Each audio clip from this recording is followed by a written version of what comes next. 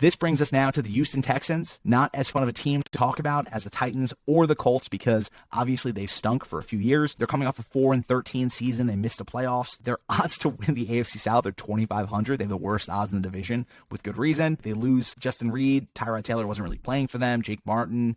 They lose their head coach and bring in Lovie Smith, their defensive coordinator from last year. David Culley seemed to do a relatively good job as far as I was concerned in keeping this team competitive. They won 4 games despite losing Deshaun Watson. You look at Pep Hamilton, some of what he's done with Lovie Smith in the past. Pep Hamilton is a new offensive coordinator who Lovie Smith brought with him from his stints in Chicago. You know what? I just feel like Lovie Smith, who, if anyone's tracked his career, former head coach of the Bears, this is a guy who really relies on defense. He turned this defense into a relatively fun unit. Like, they were not lying down last year. The Texans were a team that was legitimately, on paper to me, one of the worst rosters I've ever seen last year. And the fact that this team gutted out 4 games was incredibly impressive. And a lot of that was due to Lovie Smith's defense. So I don't see a world in which this defense is worse this year. If there was any positives from last Texans offseason, I guess you would have to say it was Davis Mills. He was pretty much a bright spot on this offense. He developed a connection with Brandon Cooks. He really seemed to move the ball pretty well. He was doing a lot of dump-off passes and sort of short yardage stuff, so it wasn't like he was really taking the top off of the defense. Honestly, if you look at his college tape and a lot of his college statistics, you'll see his yards per attempt, yards per completion are relatively low for what we think of as a lot of these superstar quarterbacks. But from what I saw from Davis Mills, this guy is going to be in the league a while. He's going to be in the league a long time. He seems to be a competent game manager who I think may be a little bit too competent for a team that perhaps wants to compete for the number 1 overall pick next year. Last I checked, the Texans have the 2nd or 3rd best odds to be the number 1 overall pick next year's draft. So people think they're going to be the worst team in the NFL this year. And to me, that seems insane. Their projected win total is 4.5 games. They won 4 games last year. They won 4 games the year before. But really, to me, looking at this roster, how did they get worse? They bring in Derek Stingley Jr. at cornerback. They bring in Kenyon Green on the offensive line. They bring in Steven Nelson at cornerback. These are all competent players who are immediately going to step into this defense and have an impact. Steven Nelson in particular, Derek Stingley, these are guys on the defensive side of the ball who are going to make this Texans team a pain in the ass to play every week. And the thing is, when you look at the top 3 worst teams in the league, usually they're not teams that are good on defense, or at least frisky on defense. Last year's Texans team was relatively frisky on defense. Their offensive woes were really what killed them early in the year.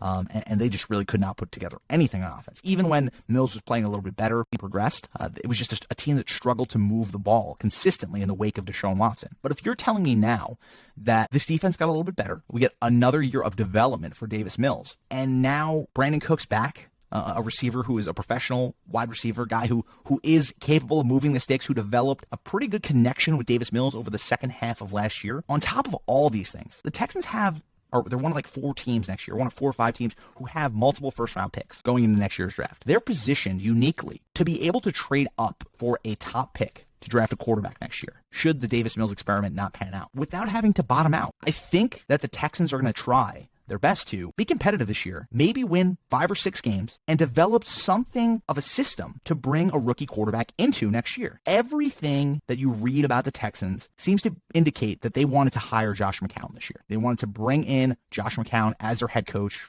I don't know what he said to trick the Texans owners into thinking he's some sort of savant, but the Texans wanted to bring him in as their head coach this year. So what I think happens with this Texans team this year is they're frisky enough on defense to compete in games. Davis Mills shows maybe a little bit of promise. Maybe he's not a franchise quarterback, but he shows himself to be a competent game manager. And this team racks off 5 or 6 wins. I would not be shocked to see that because I don't see a world in which this team got worse. I don't see a world in which, barring Davis Mills getting injured, God forbid, that this team does not win at least 4 games. With that said, I have to take the Texans over 4.5. I think that the Texans are going to win 5 or 6 games. I think they're going to be a pain in the ass. They're not going to be the usual rollover they've been of the last several years, based both on their defensive improvements and another year of development for Davis Mills. The division got better. I recognize that. But if the Titans regress, somebody's going to pull wins from that number 1 seed Titans. And I think that the Texans are poised to do that. In terms of a prop pick for this Texans team, I have to take Brandon Cooks over 950.5